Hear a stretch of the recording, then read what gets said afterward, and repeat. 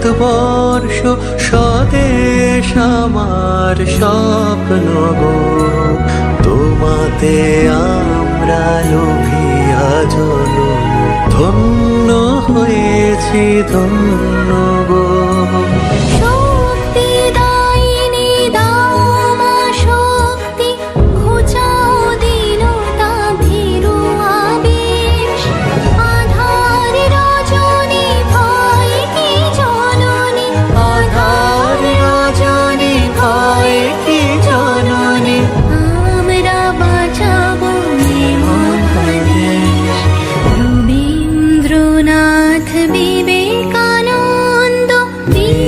সুভাষের মহান দেশ, নাহি তো ভাবনা করি না চিন্তা, হৃদয়ে নাহি কো ভয়ের লেশ।